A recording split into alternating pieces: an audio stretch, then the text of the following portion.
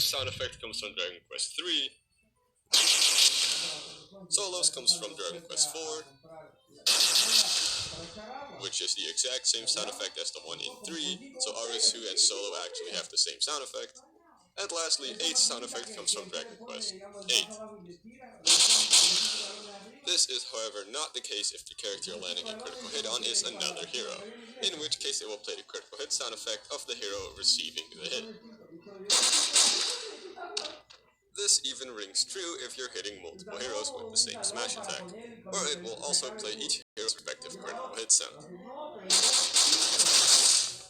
And lastly, when you start charging a smash attack as hero, it plays the sound effect from Dragon Quest XI when you use an ability.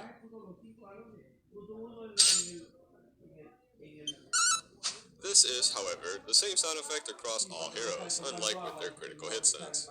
Well, let's stop talking about all these sound effect facts for a bit and move on to something else. Dark Samus, Ganondorf, Sheik, Dr. Mario, Greninja, Incineroar, Roy, Jigglypuff, Piranha Plant, Duck Hunt Duo, Palutena, Mr. Game & Watch, Pikachu, Ridley, Pichu, Zelda, Lucario, Mewtwo, Wii Fit Trainer, and the three Mii Fighters are the only characters that made their playable debut in a Smash game. Every character I didn't just mention was playable in a game before the Smash game they were a newcomer in released. All those characters are scrolling on screen now with a game they were playable in before they debuted as a Smash character. Not necessarily the first game they were ever playable in, just an example of a game they were playable in before the Smash game they were a newcomer in came out. Let's go over the ones that may have caused some confusion and explain them. First, we gotta define what playable really is. When I say playable, I mean that you are in direct control of them. If you tap left on the D-pad or control stick or whatever, and your character goes to the left, that's playing as them. However, it's not that simple. For instance, take all the Pokemon I mentioned. There's a lot of them. In every mainline Pokemon game, you play as a trainer, and when you get into battle, you throw your Pokemon into battle, and at that point, you can choose whatever action your Pokemon does. So would you say this counts as playable? No. You command them as their trainer what to do. Notice how, for example, you can also spend your turn healing or throwing a Pokeball. So that's why all the Pokemon in Smash made their playable debut in a Smash game. Well, almost all Pokemon.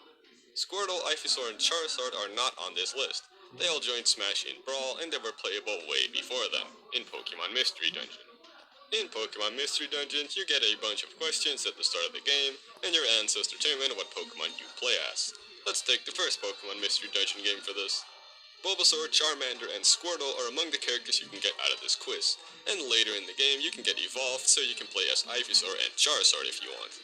This game released before Super Smash Bros. Brawl, and they're the only Pokemon in Smash that were directly playable in a spin-off game before they made their playable debut as a Smash character. Now here's the tricky part. I'm not very familiar with the Pokemon Mystery Dungeon games. The only one I've ever played was Blue Rescue Team around the time it came out, and at that time I was 6, and I could barely speak English. So I don't remember much about it outside of playing it in school on my old ass gray brick of a Nintendo DS. Anyways, back to the point. While I was doing research on which characters have been playable, I learned that you can recruit Pokemon in Mystery Dungeon games and then have them join your party. I wasn't sure if this meant you could play as them or not, because if so, Lucario, for example, shouldn't be on this list, since Explorers of Time and Darkness came out before Brawl in Japan, and you can recruit a Riolu in those games, and then of course evolve it into a Lucario and play as it. Since I was so unsure, I asked some of my friends who are more familiar with the series, and they told me that it's debatable if you can play as a recruited Pokemon or not. They said that you can put them in the leading slot, but only in dungeons, at which point you tell them what to do in battles, and in the overworld you still control your Pokemon that you started with. Sound familiar? Long story short, most of them said they don't consider that playing as the recruited Pokemon. One of my friends said the closest you've been able to play as a recruited Pokemon was in the latest entry in the series, which came out after Super Smash Bros. Ultimate, which I've been showing footage from because I have no way of getting footage from the older games. Sorry about that. The only character on this list I could see someone make a legitimate argument for is Pikachu. In Pokemon Yellow, released before the original Smash Bros., there's a small minigame that you can play called Pikachu's Beach, in which you take control of Pikachu and surf the waves, dude. I can see someone counting that as directly playing as Pikachu, but this is a very small minigame within a game in which you always play as a trainer. Very similar case is with the Thundering Dynamo minigame from Pokemon Stadium, in which Pikachu plays an even smaller role than in Pikachu's Beach. Now get out of here, you Pokemon, and let me explain some of the other confusing ones here. The Mii characters are avatars to be used in a variety of games. In Super Smash Bros. For 3DS and Wii U, the Mii's joined as playable characters. It's understandable to say that you play as Mii's in stuff like Wii Sports, but in Smash you play as the Mii Brawler, Mii Sword Fighter, and Mii Gunner characters, which were all originally created for Super Smash Bros. For Wii U and 3DS. This is also why their icon and victory theme are based on Smash, and not the Mii channel or Wii Sports, because they are not from those games.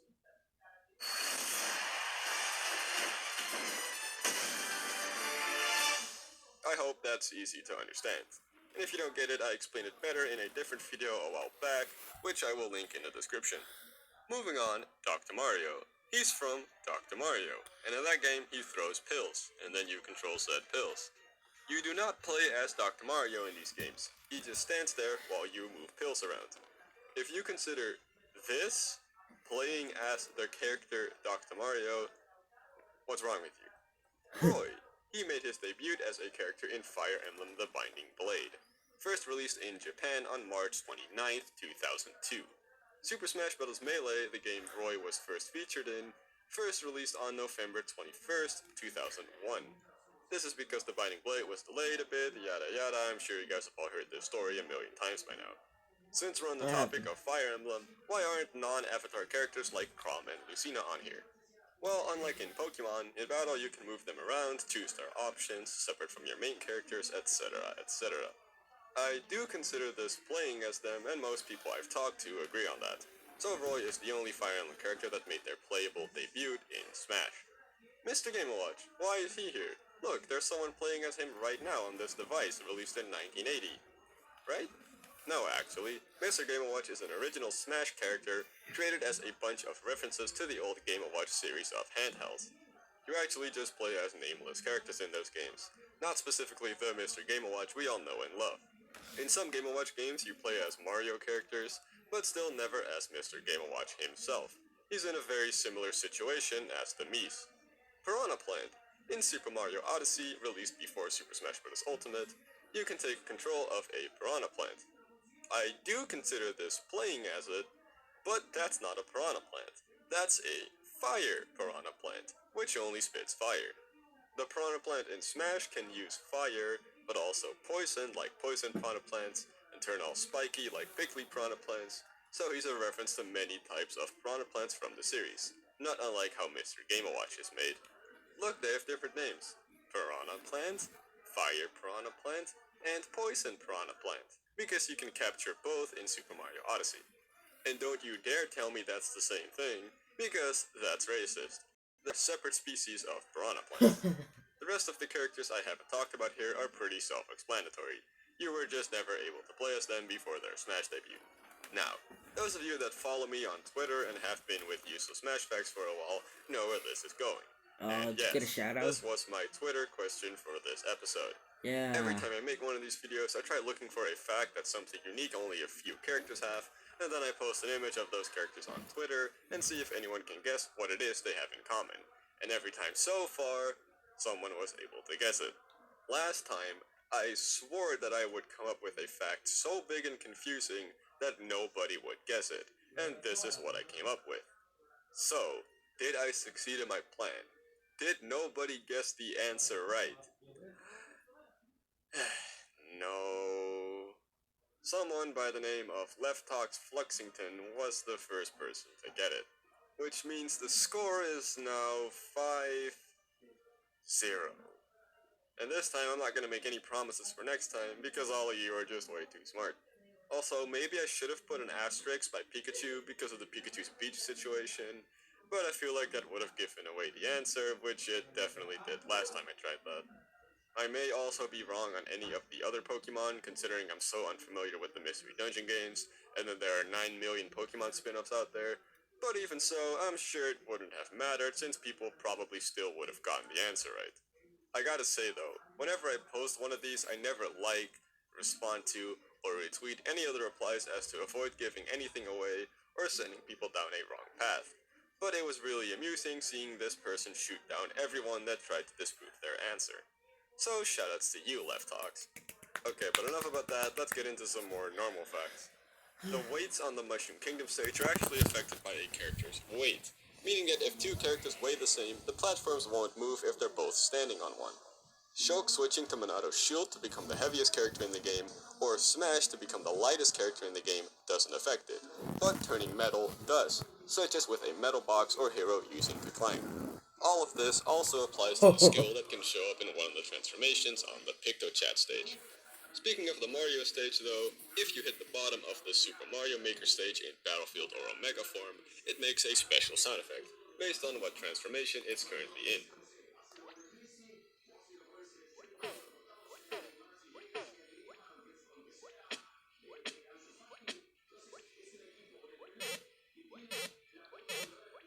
One of them is, of course, the classic Super Mario Bros. Theme, at which point it would play this sound effect. That's the But infamous strangely, one. it doesn't play that sound effect if you hit the bottom of the Mushroom Kingdom stage, What? even though they're the exact same blocks. What? You may already know that Joker's Rebellion gauge changes color depending on what color Mementos is if you're playing on that stage. But did you know it can also change color mid-match? You may have already guessed how, but it's with the power of Stage Morph. It can Yeah. go from red to yellow, blue to red, yellow to yellow, you get the idea. Also, hey, apparently if the stage you're morphing to is playing the exact same song, the indicator showing what song is playing won't show up, and the song just keeps playing instead of it looping or something else.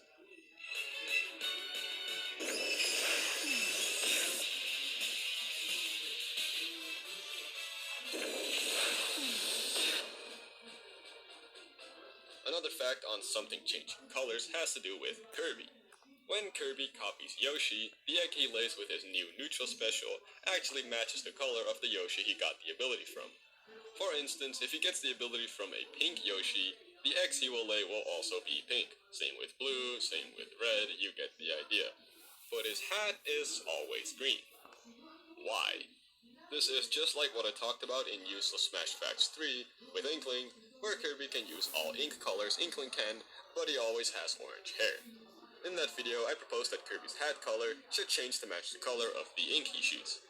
The same applies here. Kirby could have had different hat colors to match the egg he lays, but he doesn't.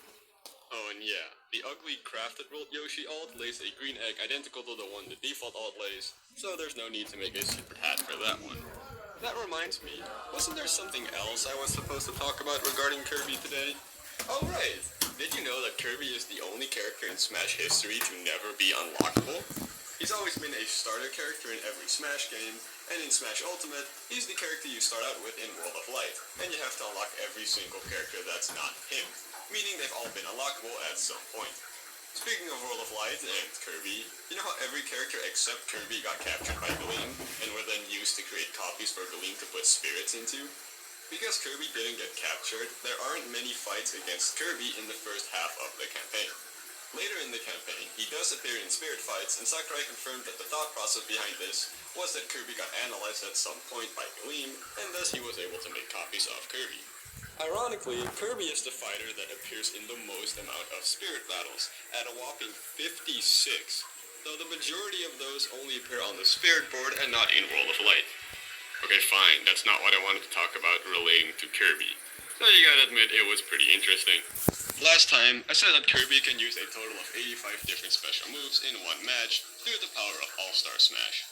In this mode, all fighters except the Mii fighters appear in order from oldest to youngest, and you gotta defeat them.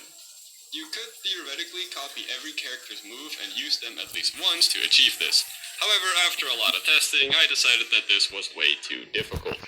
So I challenged everyone to try and complete this task while recording it, and the first person to do this would win $100. I gave everyone 2 weeks to try and complete this, and after 1 week of nobody doing it, I upped the price from $100 to $250. I'll save you some time by simply saying that nobody got it. So I'm officially declaring this challenge as basically impossible. Kirby completely invincible, which should make completing the challenge a lot easier, since you can't really die. However, anytime Danish got a little into it, the game crashed. We have no idea what caused it, but we tried a lot of different things to fix it, but the crashing stayed consistent. I still have to give it up for Bashara for making the mod, and Danish for attempting to complete the challenge with the mod multiple times. Even though it didn't end up working out, you two are the GOAT. That being said though, even with mods, this challenge is, for now, still basically impossible. Also, side note, in my previous video I said that I count every special move separate if they all have a separate name. For example, I said that Hero has 3 different neutral specials, since officially it has 3 names. People pointed out to me that I should have counted Ryu's Shakunetsu Hadoken as a separate special move, since it also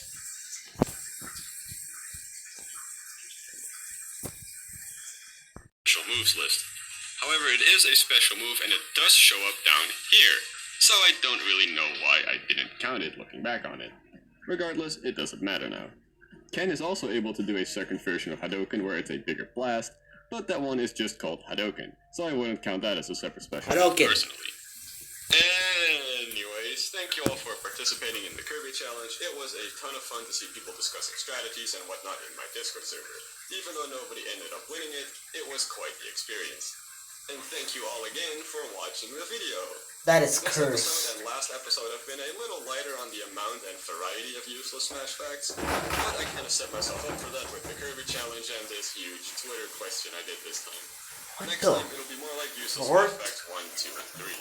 But that's not gonna come out anytime soon because, you know, I'll be gone from the face of the earth playing Xenoblade Chronicles Definitive Edition. If you even remotely like RPGs, please give this game a try. I'm sure you'll like it. I did. That's all from me today, and thanks for helping me reach 200,000 subscribers only 9 months after I hit 100,000. You guys are the bestest. Have a nice day.